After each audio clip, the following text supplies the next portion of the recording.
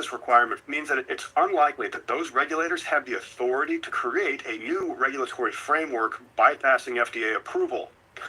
The DEA can regulate handling under the CSA, but cannot approve the sale of unapproved drugs, as that would violate the FDCA. The FDA, while having enforcement discretion, cannot legally exempt marijuana from drug approval requirements without legislative changes. So even under Schedule 3, we need legislation, and so does hemp that has CBD or THC in it. You see, the FDA has the authority to regulate hemp consumption products under the FDCA, but current laws prohibit CBD food and supplements, mostly due to the drug exclusion rule, and another rule that says you cannot put drugs in the food supply. So all those hemp beverages that are out there are really not that legal, but no one cares. The 2018 Farm Bill focuses only on production, leaving consumption regulation to the FDA, which cannot create a framework allowing CBD or THC without new legislation because of the restrictions of the FDCA. So let's keep our expectations in check, because if you really want full-scale legalization, the kind where cannabis is treated more like alcohol or tobacco, you're going to have to look to Congress. And that's where they get a little bleaker. If you've been watching this space for the past few years, you've heard of the Safe Banking Act. It's the one piece of legislation that has come closest to passing multiple times. It would provide safe harbor to financial institutions that want to work with licensed cannabis businesses. Now, this seems like a no-brainer, right? Bipartisan support, public backing, economic benefits.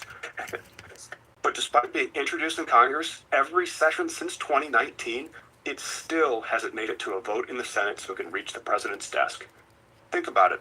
If Congress can't even pass modest reform like banking access, what are the odds they pull off something as complex and controversial as full-scale cannabis regulation from CBD to THC?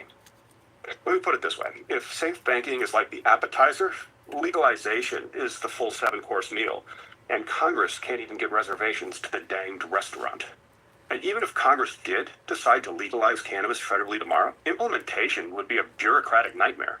We're not just talking about removing cannabis from the Controlled Substances Act. You need to rewrite significant portions of that law and the tax code, create new regulatory agencies, or empower existing ones like FDA or ATF, establish nationwide licensing and testing standards, and navigate the thicket of international drug treaties that we're party to, which we would then be violating.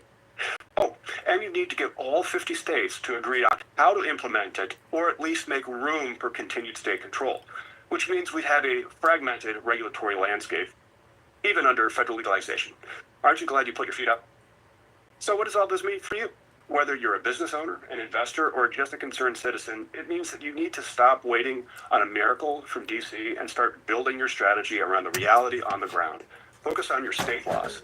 Build a compliant operation, stay nimble and informed, and if you're in a legal market, make sure you're up to date on evolving local ordinances and state regulations. If you're in a prohibition state, start organizing. Talk to your legislators about medical cannabis. Push for reform at the local level. Now, you already know how I say. If you still in a prohibition state, your ass should have been moved. Hell, you grown, you able to make choices. Yeah, you better find you a job somewhere else and go fucking work there because the laws fit you better. It's called doing your homework. Therefore, your ass ain't got to be sitting there struggling. Well, why am I struggling? Because, first of all, you ain't listening to your monetization coach. Shout out to Popcorn doing a Buy Me a Coffee video. So, we're going to be talking that ish today. Yeah. We're going to be talking that ish today. Shout out to the Buy Me a Coffee monetization coaching available. It's like a $30 service a week, but for the people that know me, it's like level 2 function, so I'm gonna have to change that coming up. Gotta charge y'all more. Hell. But anyways, back to what they talking about.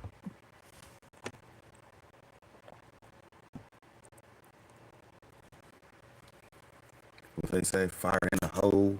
That's where all the momentum is coming from. Medical cannabis, state and locally, not from Capitol Hill, but from city councils and state assemblies and ballot initiatives. And if you're an entrepreneur trying to survive in this industry, I get it. Welcome to the club. You're doing everything right.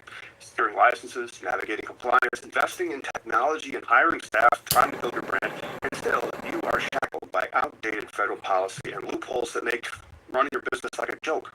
It's infuriating. but hopefully it's also temporary. Eventually, this house of cards should fall. The only question is when. And I think it's when we either regulate hemp and medical marijuana, full legalization for adult use. That might be a bridge too far before a regulatory regime